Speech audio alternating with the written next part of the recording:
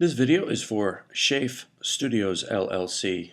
Um, Schaef is a person that I am actually developing a very nice friendship on here with. I very much enjoyed the back and forth discourse, as I had enjoyed the back and forth discourse with Radical Ryan. Uh, Now, for those of you who aren't Schaef Studios LLC, the format of this video will be me speaking to Schaef. I'm not going to do the usual video response where I take a moment and try to explain what all's going on to the audience. Wow, I am like itchy, twitchy, tweaky this morning. Anyway, but if you want to know what I'm talking about and you're not following Schaef, I'll have a link to his video in the description box right here down below. If you put your mouse on it and click on that link, you'll be able to find the video that I'm responding to. And hopefully by the time you get to his video and you watch it, you can either come back to this one if you're interested at all, or after a while, I'm sure my video will be down below his as a video response. It's a good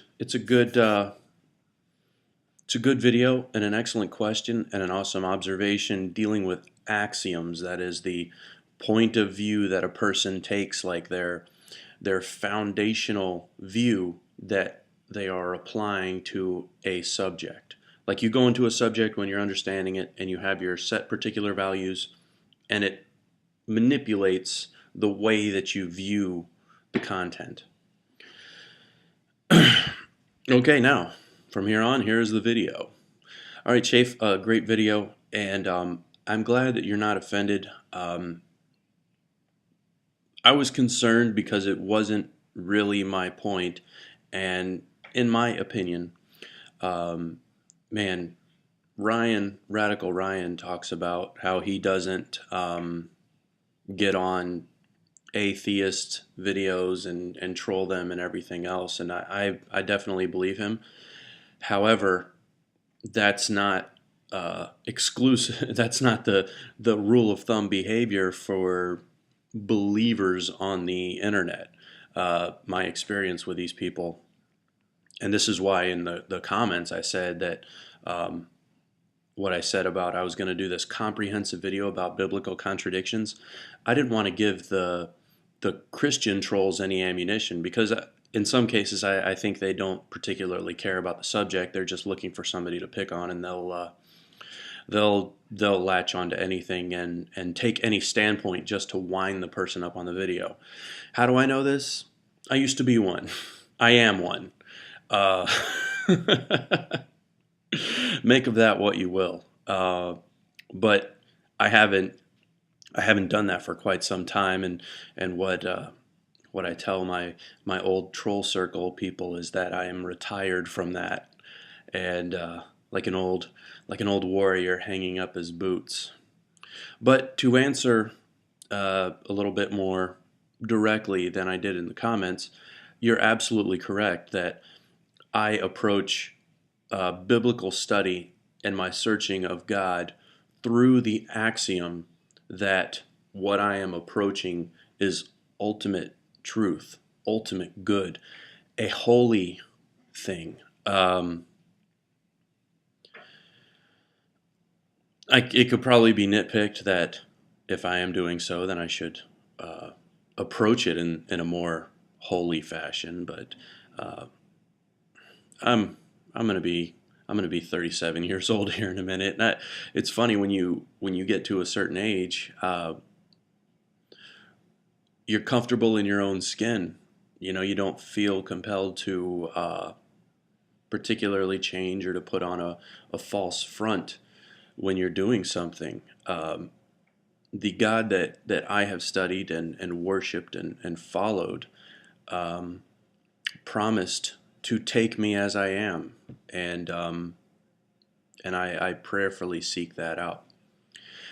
What I would like to say is, or actually better term, get into the difference between an axiom like what we're talking about and rose-colored glasses, because I do, in fact, question my axiom. So, and I search it out and I test it. Now, the way I see it, the difference between rose-colored glasses and a philosophical axiom would be that rose-colored glasses would be like how a parent looks at a beloved child when they're misbehaving. Like, oh, so and so, it's not his or her fault. It's just la la la la la. It's like you're blinded from the truth because of your affection towards something. Now, I have no trouble whatsoever with questioning my axiom towards belief, and I'm constantly testing it, and there's constantly things in my personal life that make me always go back and say, wow, how could this possibly be? The reason why my axiom continues to hold is because every time I've tried to or attempted to find the contradiction, when I search long enough, I do find the truth. I do find when it fits into place. And nothing else has been like that except for the Holy Scripture. And I've had what ends up happening, there are errors in translation, and wow, the internet's full of examples of pointing that out. But when you go back to the Hebrew or the Greek Septuagint or the Greek in the New Testament, the Koine Greek, you find exactly what's being said, and then it begins to jive. I definitely understand, though, the point in saying, well, if you've got to do all that, then, oh yeah, of course, you're just making excuses for it. And that's not what I'm trying to do. These texts, and Bibles are made out of special paper because they're so thick. Like if you made a Bible out of standard paper, it'd be remarkably thick, okay? This is like a 2,000 plus page tome, you know what I'm saying? Depending on the text size and blah, blah, blah. But originally, these words were handwritten on these little rolled up scrolls that different areas, different temples of study would maybe be lucky enough to have access to a few of them. Or if you're in the New Testament, you were lucky enough or blessed enough to have a person like Paul send you a letter. Well, of course, if you're in the Church of Corinth, maybe you weren't so blessed to have that letter, but in the long run, you were. So that is where I get and how I'm able to keep that particular axiom. It's never proven to be untrue to me.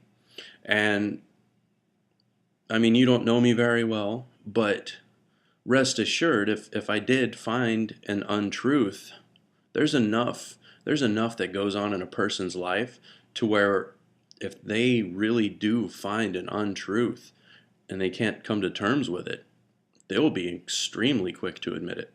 You have access to the internet. The internet's full of people like that. It doesn't take a backslidden Christian much to find an excuse to become a ardent atheist or an anti-apologist. And they can be extremely good at it because after years upon years upon years upon years of study, a person can learn quite a bit and can gather quite a bit of information. So when a new believer has their scripture and they're very excited about their new faith and this new thing that they want to share with their friends, if they have the unfortunate